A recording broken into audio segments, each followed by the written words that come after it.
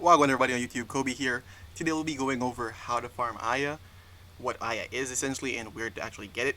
All being because the big Prime Resurgence event is underway this week. So you guys want to check it out. These are the frames and the weeks that they'll be available for. Alright, and the order in which they'll be appearing in. So if you're missing a bunch of these frames or you want some to trade for platinum, perfect time to do so, right? So when it comes on to actually getting relics for these specific frames or where to get them for the Prime Resurgence, you want to go into your market on your orbiter, go to Prime Resurgence, and from here you'll be able to get them directly from Marzia for Aya, right? So as you can see, you can also get them for Regal Aya, which is just buying them with real money. You can go ahead and scroll down, you'll see stuff for Aya and all that stuff. And essentially what Aya is, it's a resource that takes the place of a relic, essentially, right? So wherever you could get relics, you could get Aya. Well, yeah, to some degree, wherever you could get relics or wherever relics drop, there's a chance of it being Aya as well, right? So most missions where relics drop, or most places where relics drop, you can get Aya from them. One place being relic packs, right? So if you have a bunch of standing with your syndicates, you could go ahead and trade in for relic packs, and there is a chance you could get it for Aya. I missed out there. And a more common place to get them is to go to the Void and do capture missions. Capture missions because they're quick and fast. Jump into Hepit or Uko.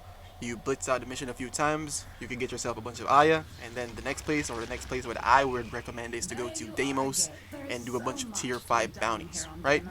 Reason being is that when it comes on to the bounties, as you can see in most of these, Aya is in the uncommon slot. However, for the tier 5 bounties or the steel path version, Aya is in uncommon, but it's only two things that are there, right? So if you get an uncommon drop, it's a 50-50 chance of getting Aya. So it's either Aya or Zaku Chassis, right?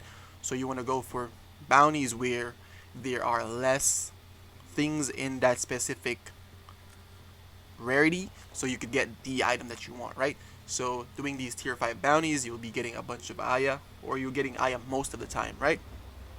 So moving on to the other places you could get them from doing the same bounties on Venus and Fortuna. You could go ahead and do both the tier 4 and the tier 5 bounties because it's the same rarity.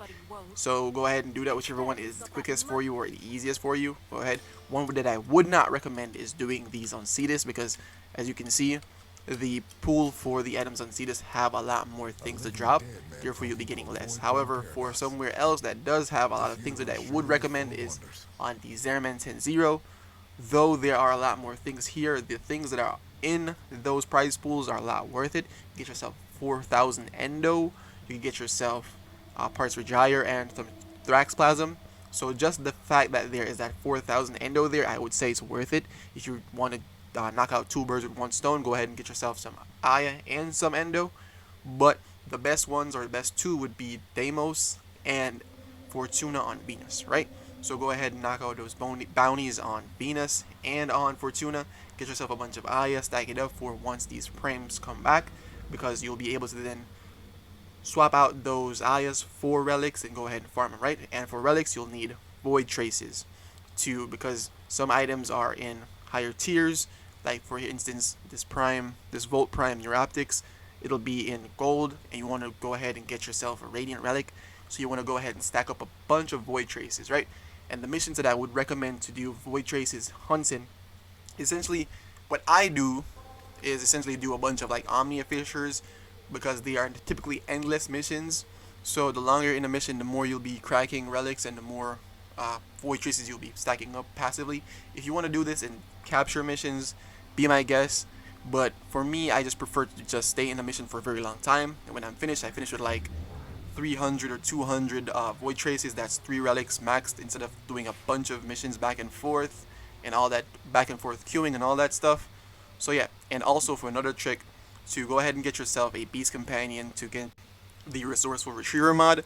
And to be honest, the best one here would be a Chesa Kubro, and you'll see in a minute right here. Let me go ahead and pick on Kenpachi Saraki.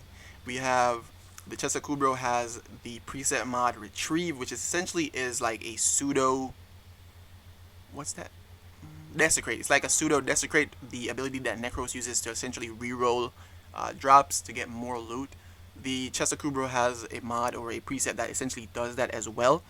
And when it comes on to the Resourceful Retriever, this does work on the void traces, right? So the way void traces work is that once you pick up the 10th void thingamajiggy, the last thing, the essence, the void essence, or whatever it's called, once you pick up the last one, the 10th one, you get rolled to then pick up either 6 to like 30, I think, void traces.